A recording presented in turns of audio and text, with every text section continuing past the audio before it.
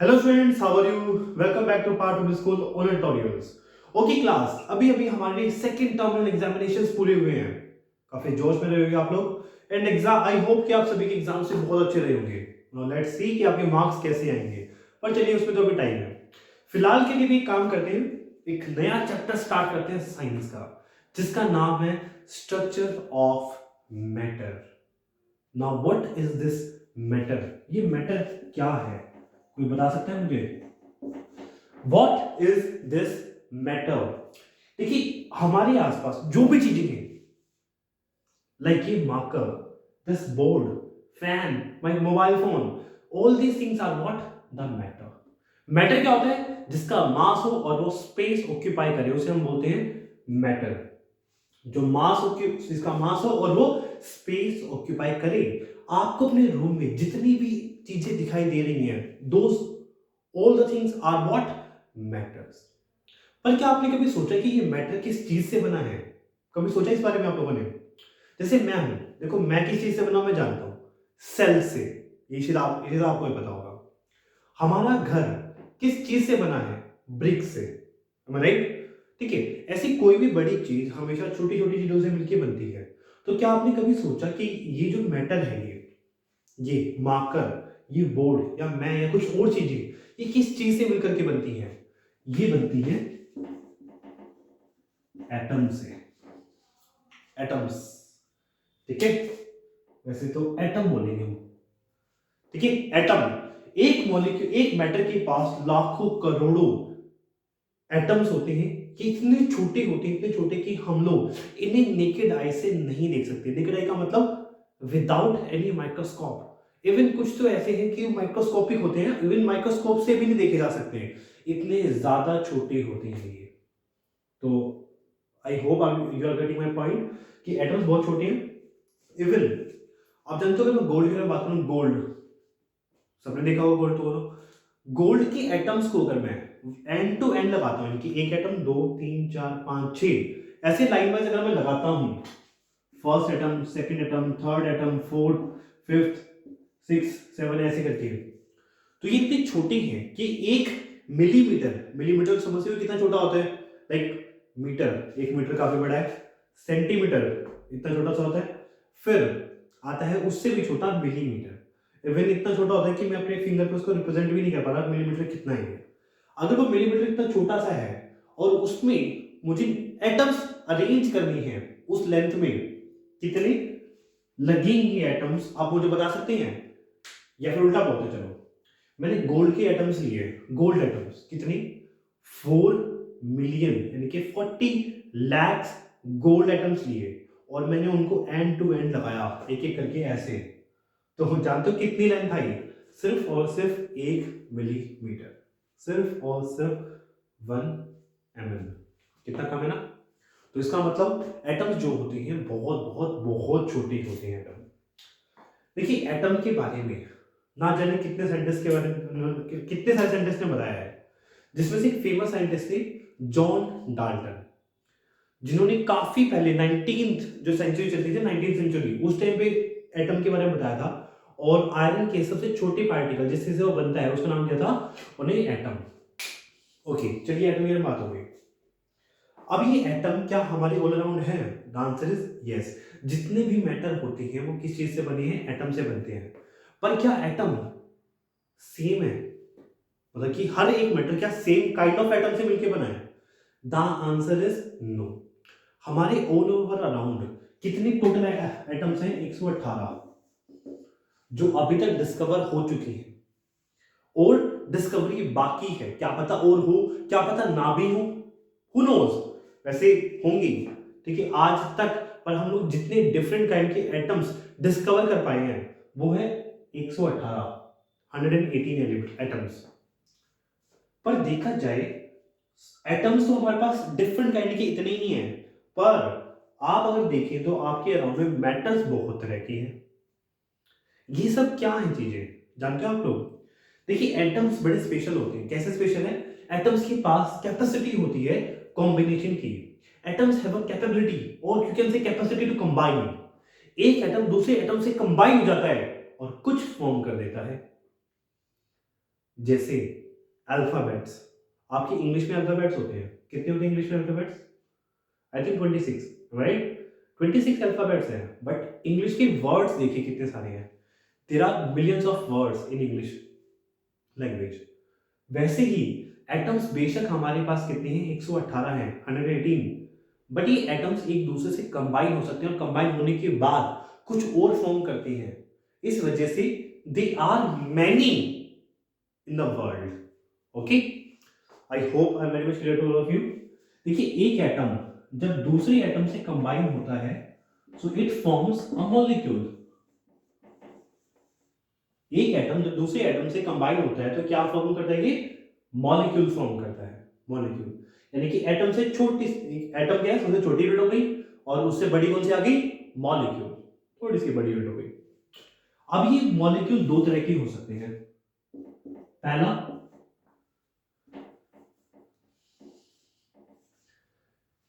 जिसमें same kind के atom combine हुए, सपोज यहां पर है एटम ए और कंबाइन हुआ with atom A, it will form a molecule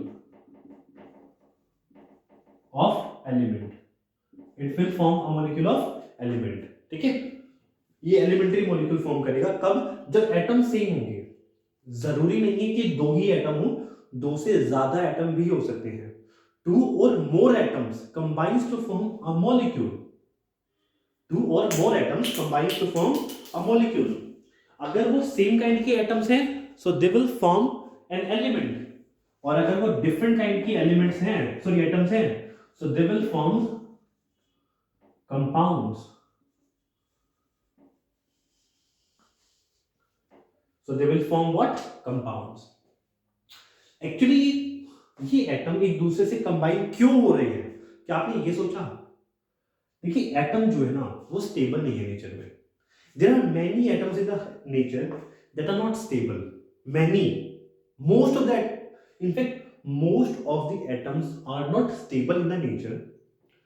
Stability पाने के लिए, to gain the stability, they have to react with another atom to form something, element or compounds. मतलब कि एक एटम जो स्टेबल नहीं है उसको स्टेबिलिटी गेन करनी है, उसको स्टेबल होना है। स्टेबल होने के लिए एक एटम दूसरे एटम के साथ कंबाइन हो जाता है और क्या फॉर्म करता है? मॉलिक्यूल। अगर वो सेम काइंड के एटम है A plus A, so it will form an element. अगर वो डिफरेंट काइंड की है so it will form a compound. Okay, तो अगर बात करूं एक एलिमेंट की सबसे छोटी यूनिट क्या होती है तो वो है एटम, पर एक कंपाउंड की सबसे छोटी यूनिट होती है मॉलिक्यूल, क्योंकि यहां पे दो डिफरेंट काइंड के एटम्स हैं तो किसका नाम होगा? So will say molecule. Okay, हाँ जी, तो ये हो गया छोटा सा पॉइंट एक जिसमें हमने डिस्कशन किया किसमें? एटम्स के बारे में और मॉलिक्यूल्स के बारे में, एलिमेंट्स एंड कंपाउंड्स। अब मैं आपको कुछ एग्जांपल देता हूं एलिमेंट्स और कंपाउंड्स के। The first example of element is iron, gold, नाम सुना होगा आप लोगों ने, silver, copper, sodium, there are many others, sodium, magnesium, potassium, there are many. Compounds की बात करते हैं, चलो कंपाउंड्स की एग्जांपल हो जाएंगे मेरे पास वाटर। आपने वाटर का नाम सुना होगा। वाटर देखो दो चीजों से मिलकर बनता है, एक ये बनता है हाइड्रोजन से, हाइड्रोजन एक एटम है, और एक ही बनता है किससे? ऑक्सीजन से। ठीक है, हाइड्रोजन एंड ऑक्सीजन से। फिर दूसरा आपने नाम सुना होगा शायद carbon dioxide. Have you heard the name carbon dioxide? ये दो चीजों से बनता है, कार्बन से एंड ऑक्सीजन से।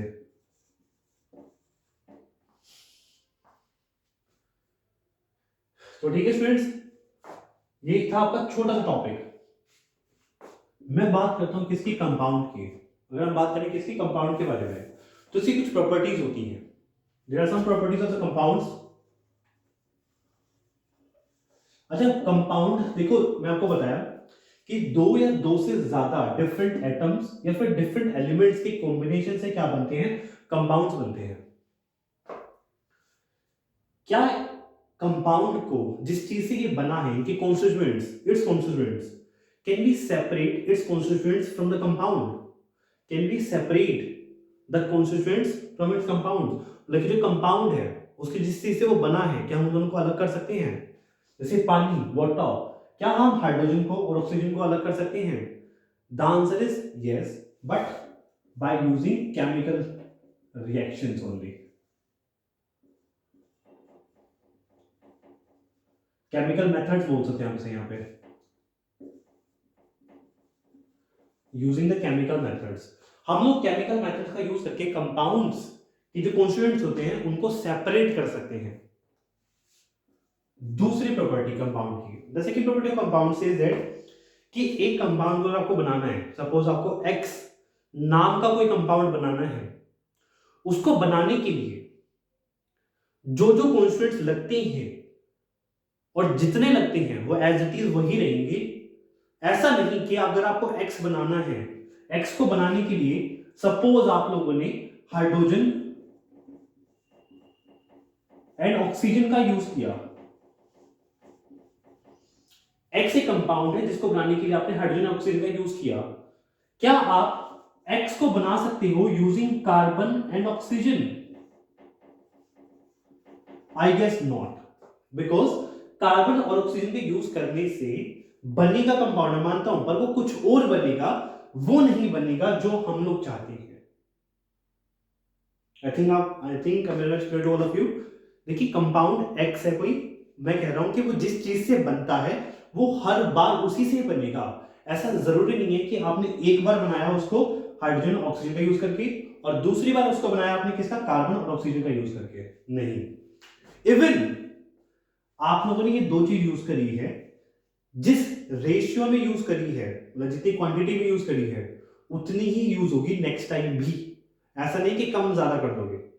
जैसे वाटर, अगर मैं पानी के बारे में बात करता हूं, वाटर मॉलिक्यूल जिसका फॉर्मूला होता है H2O, H2O, H represents here what? Hydrogen. 2 represents 2 hydrogen atoms. Oxygen, यहां पर O क्या है? ऑक्सीजन। H क्या है? हाइड्रोजन। O क्या है? ऑक्सीजन। और 2 क्या बता रहा है? There are 2 atoms of hydrogen and 1 atom of oxygen. तो यहां पर वाटर को बनाने के लिए फर्स्ट पॉइंट कि आपको हमेशा हाइड्रोजन और ऑक्सीजन की ही रिक्वायरमेंट होगी। आप पानी को, आप वाटर को कभी भी कार्बन और ऑक्सीजन का यूज करके नहीं बना सकते, उससे कुछ और बनेगा। This is the first point. Second point कि पानी को बनाने के लिए, that means you want to make water, तो आपको 2 हाइड्रोजन और 1 ऑक्सीजन चाहिए ही चाहिए। दैट मींस 2:1 फिक्स रहेगा। Now one more example, carbon dioxide, ये जो था आपका, इसका फॉर्मूला होता है CO2। That means if you want to make carbon dioxide, you need what? 1 carbon and 2 oxygen. It is not fixed. ठीक है, ये सेम रेशियो में ही रहेंगे, फिक्स रेशियो में। सो ये था आपका बेसिक सा टॉपिक, इनकी कुछ प्रॉपर्टीज, केमिकल कंपाउंड्स की प्रॉपर्टीज। देखिए आपके बुक में अच्छे से मेंशन्ड है। जब भी कोई टॉपिक आपका चल रहा होता है तो आप क्या कीजिए, उसको रीडिंग जरूर कीजिए एक बार। जैसे मैंने आपको बताया कि चैप्टर स्टार्ट होने जा रहा है हमारा, ठीक है, आप क्या करेंगे, अपने सामने, अपने फ्रंट में अपनी बुक ओपन कर लेंगे और ये चैप्टर स्टार्ट करेंगे। जैसे में ये वीडियो देखते रहेंगे, साथ साथ आप रीडिंग भी करते जाएंगे। काफी बड़ा चैप्टर नहीं है, छोटा चैप्टर है, इजी है इनफैक्ट, ठीक है। थ्योरी पोर्शन में मानता हूं कि काफी ज्यादा चैप्टर में, but still the chapter is quite easy. इसमें लॉजिकल बातें बहुत सारी हैं, समझने लायक बातें। ये चैप्टर आपके फ्यूचर में पर्पस में बहुत काम आएगा, like 9th 10th 11th 12th हर जगह काम आएगा आपका ये। सो इसीलिए मैं कह रहा हूं कि इस चैप्टर को थोड़ा सा डीपली अच्छे से समझ लेना, ठीक है। सो फिलहाल के लिए मैं इतना ही करता हूं, सिर्फ इतना, प्रॉपर्टीज ऑफ कंपाउंड्स। आप लोग अभी क्या करना, वीडियो प्रॉपर्ली देखना। जब सबको समझ आ जाए तो नीचे कमेंट सेक्शन में अपना नेम इन क्लास और सेक्शन ये कमेंट जरूर करना, ठीक है। देन आफ्टर दैट आपको रीडिंग करनी है इस टॉपिक तक की, और आप लोग मुझे मैसेज सेंड करोगे या फिर आप लोग उसी कमेंट सेक्शन में जाके कमेंट कर दोगे रीडिंग डन। जैसे आप लोगों ने ये डन किया, कमेंट किया, मैं समझ जाऊंगा कि आप लोगों ने वीडियो देखी है और मैं आपको इसमें अटेंडेंस मार्क कर दूंगा। ओके स्टूडेंट्स, ठीक है, अभी के लिए इतना ही। Thank you.